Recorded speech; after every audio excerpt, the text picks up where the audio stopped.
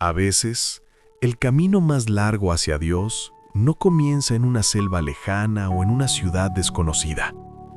A veces, ese camino comienza justo aquí, en el tercer banco de una iglesia, bajo la luz de los vitrales y el sonido de los himnos.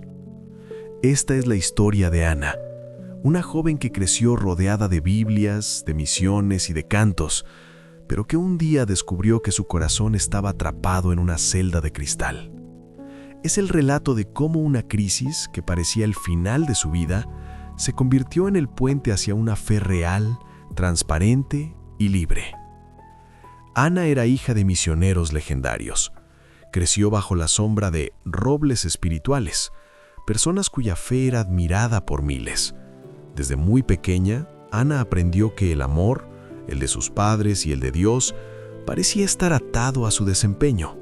Si sabía los versículos, si servía sin quejarse, si mantenía su reputación limpia, entonces todo estaba bien. A los 20 años, Ana era la hija modelo. Servía en la alabanza, enseñaba a los niños y organizaba cada evento.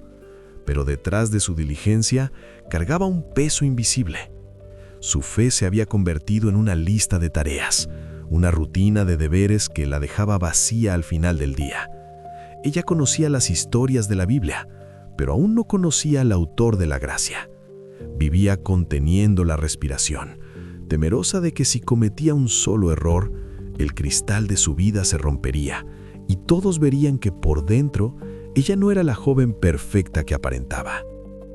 ¿Alguna vez has sentido que tu fe se volvió una carga en lugar de un descanso? ¿Que haces todo bien por fuera, pero por dentro te sientes profundamente solo y vacío? El agotamiento del alma siempre encuentra una salida a través del cuerpo. Para Ana, comenzó con episodios de ansiedad que le robaban el aire en los momentos más inesperados. Una tristeza persistente, como una neblina fría, se instaló en su habitación. Una noche, tirada en la alfombra, Ana dejó de intentar ser la líder perfecta. Entre lágrimas que mojaban el suelo, le habló al Señor con una honestidad que nunca había usado en el púlpito. «Señor, estoy perdida a pesar de estar en tu casa.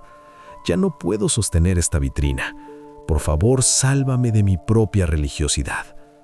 Esa noche, Ana no se convirtió en una mejor cristiana.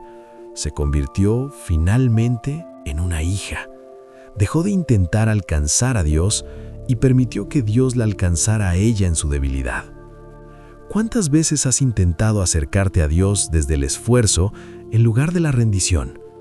¿Y si hoy no necesitas hacer más, sino simplemente ser sincero con Él y dejar de esconder tu corazón? Poco después de este despertar espiritual, Ana enfrentó su prueba más física. Una enfermedad autoinmune agresiva comenzó a atacar su cuerpo. En pocas semanas, la joven que siempre estaba activa se vio postrada en una cama de hospital. Sus articulaciones se inflamaron tanto que el simple roce de las sábanas la hacía llorar. Sus pulmones empezaron a fallar, transformando cada respiración en una batalla consciente y dolorosa.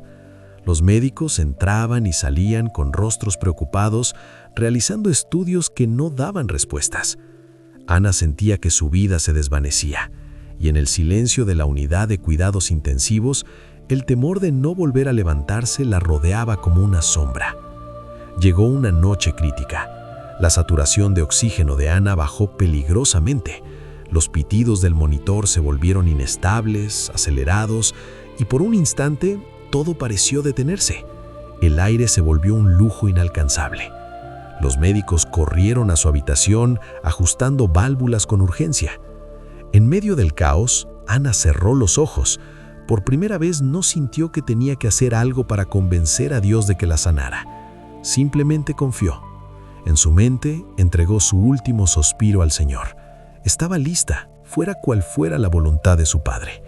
Ya no luchaba por ser perfecta, simplemente descansaba en ser suya. En ese momento, cuando el mundo pensó que ella se iba, Ana estaba más viva que nunca en las manos de Dios. Pero el Señor aún tenía una historia que escribir en la tierra.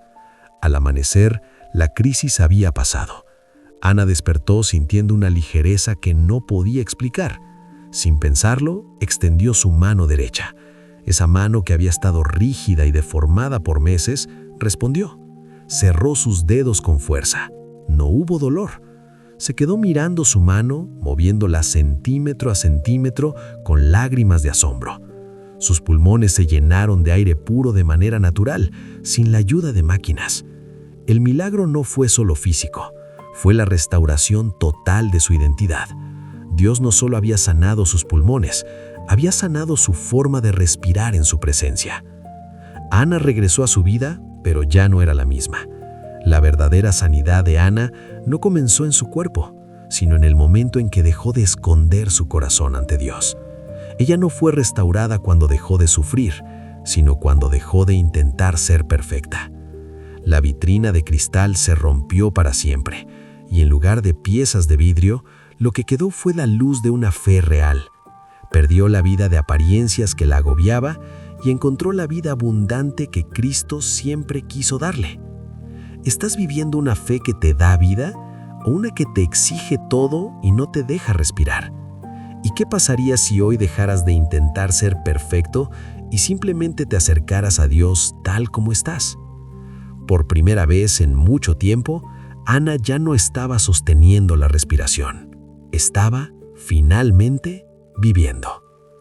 No importa en qué desierto te encuentres o qué vitrina te aprisione, recuerda que la gracia de Dios es suficiente para ti. Que Dios te bendiga enormemente. Hasta la próxima.